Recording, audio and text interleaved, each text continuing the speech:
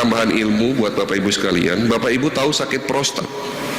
Siapa di sini yang sakit prostat? Biasanya prostat kena pada laki-laki usia di atas 60 tahun.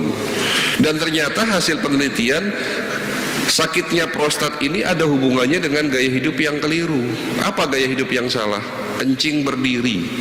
Sementara Rasulullah sudah mengajarkan cara kencingnya jongkok. Apa hubungannya kencing berdiri dengan prostat? Seseorang yang kebiasaan dari kecil kencing berdiri tentunya akan berpotensi sisa urin itu tidak terbuang. Jadi urin yang ada dalam kandung kemih itu berpotensi akan mengendap di dalam urin, menjadi infeksi. Tetapi kalau kita kencingnya jongkok, kandung kemih akan dibantu tekanan dari perut dan otot-otot pinggul, sehingga semua urin yang ada di dalam kandung kemih ini akan keluar. Nah, ini salah satu penyebab dari sakit prostat.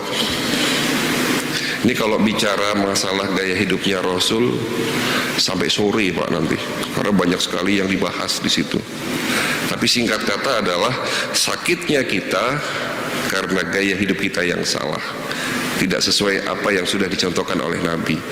Ya, kita hari ini ada istilah namanya standing party, makan dengan cara berdiri. Itu caranya orang boleh, sementara Rasulullah sudah ngajarin makannya duduk atau bersila seperti ini dengan tangan kanan pakai jari-jari 5 jari itu kan. Nah, itu udah diajarkan sebelum makan. Itu apa? Ndulit apa? Kalau bahasa Jawa tuh ndulit ya Pak. Ndulit garam meja gitu kan. Jadi garamnya itu nggak pernah dicampur di makanan.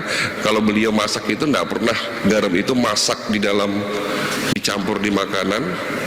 Ya, karena kalau garam sudah dipanasin di dalam makanan itu akan berubah sifat, garamnya menjadi jahat. Jadi kalau misalnya ingin sedikit asin ya ndulit garam.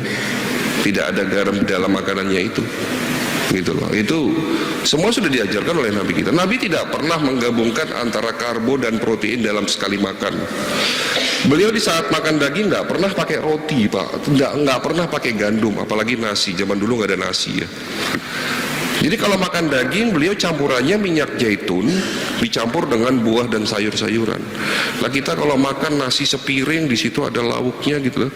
Orang Indonesia Pak jarang sekali makan daging, tapi tingkat serangan jantung itu tinggi Pak. Sementara orang Arab itu kalau makan daging doyan, tapi ternyata sakit jantung, koroner dan stroke di negeri Arab itu rendah dibandingkan dengan Indonesia. Indonesia jauh lebih banyak.